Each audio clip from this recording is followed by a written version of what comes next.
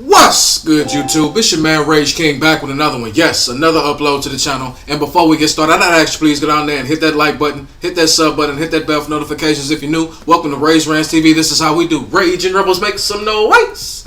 And if you're new to the channel, welcome to the Raging Rebel Revolution. Now let's vibe. Y'all, Russell Westbrook traded for John Wall. Let's talk about it. Now, I preluded my statement, pause for a second because I did this. Because that expression right there explains every bit of what I'm feeling about this trade.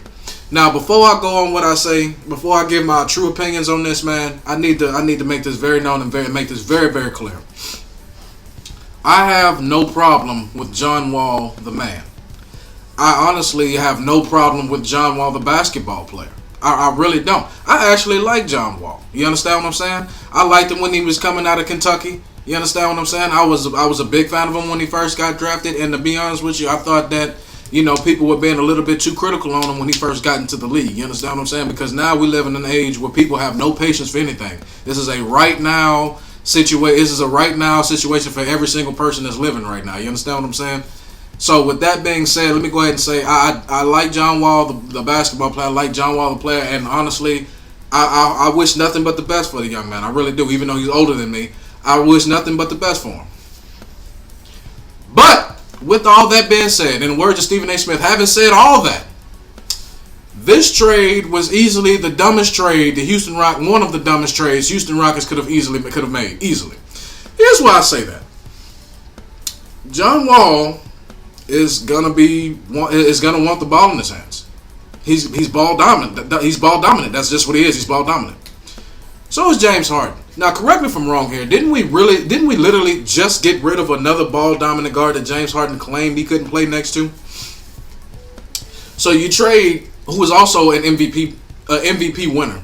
You trade an MVP winner to a team to get a lesser version of the guy who plays exactly like he does, just at a lesser scale, who hasn't won anything in a lesser conference, for the same contract, and you get back one conditional draft pick. I'm not even upset that they traded Westbrook. I'm not, though I would have preferred them keep both of them, because you don't get rid of two MVP. You don't split up two MVPs after one season, especially during a pandemic season. I've said that multiple times. But here's my thing. You literally traded Russell Westbrook for the exact same player who doesn't play nearly as good. You understand what I'm saying? Now, I know people can say, oh, well, he can shoot a little better and everything. Understand this. John Wall is not only coming off a knee injury, but an Achilles injury. John Wall hasn't played an NBA game in almost 2 years, if it hasn't been 2 years already, y'all. If this was supposed to be a money-saving move, you literally just traded Russell Westbrook, a MVP caliber player, for a lesser player for the same amount of money. He's a year or two younger? And even still, would you have preferred, in what universe, other than John Wall's mom or his family, would y'all pick John Wall over Russell Westbrook? Not one. John Wall has never made it to an Eastern Conference. He's never been to a conference finals game. And you got rid of a guy who's had a finals berth for a guy who couldn't win in the East when it was weak. Now you're going to tell him to come over to the West, pair with James Harden, have the same problem with James Harden, because there's not enough basketballs to go around for James Harden and John Wall, two ball-dominant guards.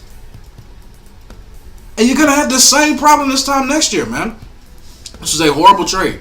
Now, if you own some win out there were plenty of players you could have got out there. There was a Kyle Lowry sitting out there. There was a Terry Rozier sitting out there. You understand what I'm saying? There's a Victor Oladipo and a Miles Turner sitting out there. You understand? Even if you didn't want Miles Turner, you still got Victor Oladipo out there. I understand he's coming off injury, but who do you trust coming off injury more, Victor Oladipo or John Wall? I know who I picked, and it wouldn't be John Wall. Now, again, I have nothing against John Wall personally. I have nothing, and I like him as a basketball player. I just don't think that him coming to this team is the fit that people are thinking is gonna. It's not gonna work.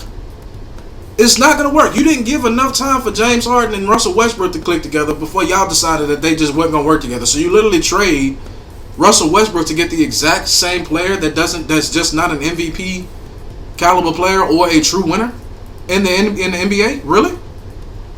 And then you get back a conditional draft pick. Y'all, do y'all know what conditional draft pick means? That means that they won't get, if the Rockets get any higher then, like, I think is what, the 9th or the 10th pick, anything like that, anything higher than a lottery pick, Washington gets to keep that pick. So even if we do get that pick, it's not going to be good. It's going to be a lower tier. Now I know they've had superstars come out of second round undrafted. I understand that. But what is the likelihood you're going to find a true superstar in the later first round? If you even get it. And if you do, how does that help us win now? If you were trying to win now. Which leads me to my final point of the video, bro. I honestly think that since they didn't trade Russell Westbrook for a John Wall, they're going to mask it as them trying to win. But in all honesty, I think this is just another step towards the complete rebuild when I saw the Robert Covington trade happen.